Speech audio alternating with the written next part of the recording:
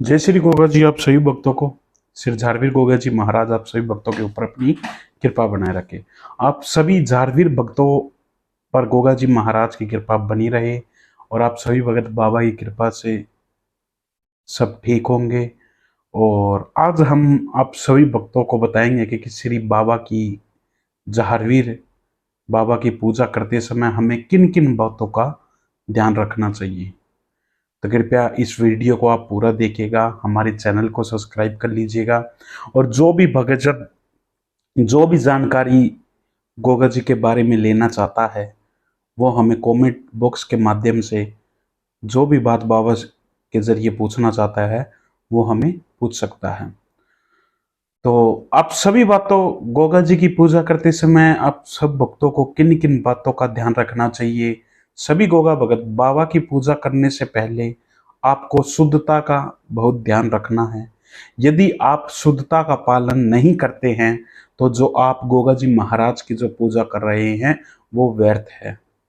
जब आप पूजा करते हैं तो आपको सबसे पहले स्नान करना होगा। स्नान के बाद आपको पूजा करनी है। स्नान से कुछ भगत क्या करते हैं कि गोगा जी के जो पूजा अर्चना करनी होती है ना, तो वो बिना स्नान किए हुए पहले गोगा जी मंदिर की या अपने घर के मंदिर की सफाई कर देते हैं। कुछ भगत है पर करते नहीं है, पर मैं बता रहा हूं कुछ भगत ये होते हैं कि स्नान से पहले ही क्या सोचते हैं कि पहले पूजा कर लेते हैं और वो पहले सफाई कर लेते हैं और फिर बाद में हम पूजा करेंगे। तो कृपया ऐसा ना करें। आप स्नान कर कर ही गोगा जी की अपने घर में हो या कहीं भी हो, आप सबसे पहले स्नान करने के बाद ही बाबा के मंदिर की सफाई करें और बाद में स्नान के बाद ही पूजा अर्चना करें। और ये गलत है, आप स्नान करके बाबा की पूजा करेंगे तो अब हमें यानी कि गोगा जी की पूजा हमें किस दिशा में करनी चाहिए। गोगा जी की जो पूजा है हमें पूर्व दिशा में करनी चाहिए। अब पूजा करते समय जो हमारा मुख होता है वो पूर्व दिशा की ओर होना चाहिए और गोगा जी के दिशा पूर्व में होनी चाहिए मंदिर की।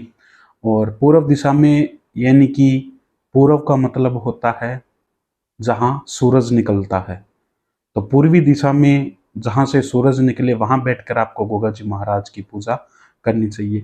और जिन भक्तों के घर में पूर्वी दिशा नहीं होती है तो वो पश्चिमी दिशा में गोगा जी महाराज की पूजा बैठकर कर सकते हैं।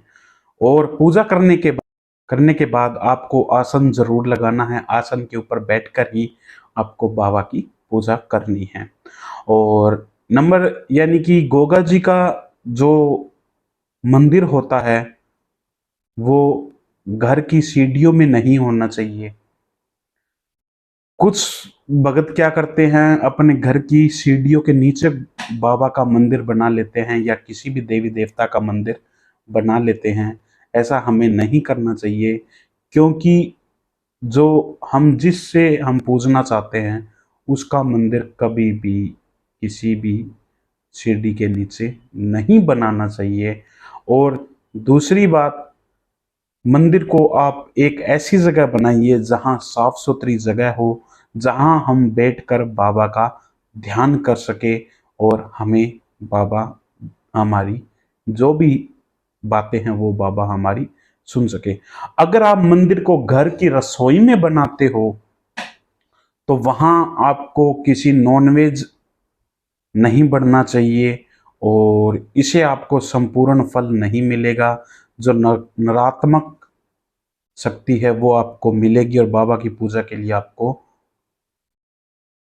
अस्थायी रूप से ना तो वो आपकी पूजा है वो संपूर्ण मानी जाएगी और नकारात्मक शक्ति आपको मिलेगी। तो इसलिए बाबा का जो मंदिर होता है वो रसोई के अंदर शुद्ध शाकाहारी भोजन बने तभी वहां आप मंदिर बना सकते हैं।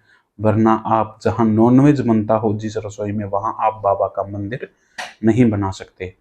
अब बाबा की पूजा के लिए आपको एक छोटी सी फोटो लेनी है।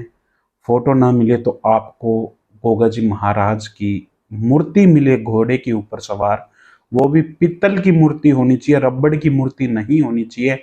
रबड़ की मूर्ति से आप पूजा करोगे तो वो आपकी स्वीकार नहीं होगी। या तो आप मार्केट में जाकर गोगा जी की जो मूर्ति होती है, पित्तल की मूर्ति होती है, पित्तल की मूर्ति में भगवान विद्यमान जरूर होते हैं, या पत्थर की मूर्ति हो तो वो भी चलेगी, या फोटो से ही आप गोगा जी महाराज की पूजा कर सकते हैं। पूजा में आपको गोगा जी महाराज को फूल लगा अर्पित कर सकते हैं, और बाबा की जो माला है, माला बाबा को अर्पित कर सकते हैं। और फूल कई प्रकार के होते हैं, आप बाबा को विभिन्न प्रकार के फूलों से बाबा के चरणों में समर्पित कर सकते हैं। और फिर बाबा की आप पूजा करने के बाद फिर आपको गोगा जी के भोग में आपको हलवा, चूरमा, मिश्री का, जब गोगा जी का आप भोग लगाओ तो भोग के साथ आपको एक तुलसी का पत्ता जरूर होना चाहिए और गंगा जल साथ में होना चाहिए। इस चीज को आप रूटीन में, यानी कि आप डेली गोगा जी की पूजा करते हैं, तो गोगा जी के पूजा करने के बाद आप बाबा को जब भी भोग लगाओ तो तुलसी होना बहुत अनिवार्य है। तुलसी नहीं है तो आपका जो भोग है वो स्वीकार नहीं माना जाता, बाबा उसे भोग नहीं अर्पित करते हैं। तो आपको तुलसी के साथ ही बाबा को भोग लगाना है। आगे से आप कभी भी बाबा को भोग लगाए तो ये हमने गोगा जी के बारे में आप सभी भक्तों को ये छोटी मोटी जो बातें बताई है, कृपया आप इसको एक बार जरूर गौर से देखिएगा इस वीडियो को, और जैसे मैंने आपको बताया है वैसे आप एक बार करके जरूर देखिएगा। जब आपको अच्छा फल मिले तो कमेंट के माध्यम से बाबा की हाजिरी हम तक लगाइएगा, और जो बाबा की जो कृपा है वो आप सभी भक्तों के ऊपर बनी रहे, और बाबा का जो आशीर्वाद है वो हमेशा आपके ऊपर बना रहे।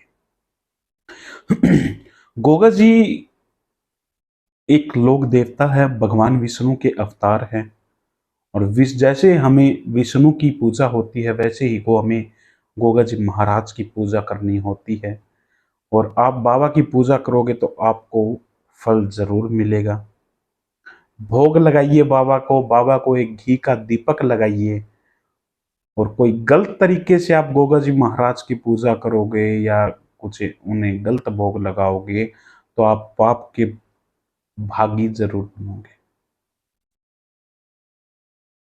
क्योंकि जो भगवान विष्णु है, विष्णु के अवतार की पूजा आप करोगे तो आप बाबा से बहुत कुछ पा सकते हो। बाबा आपकी जरूर सुनेंगे, जो भी आपकी मनोकामना है वो बाबा जरूर पूरी करेंगे।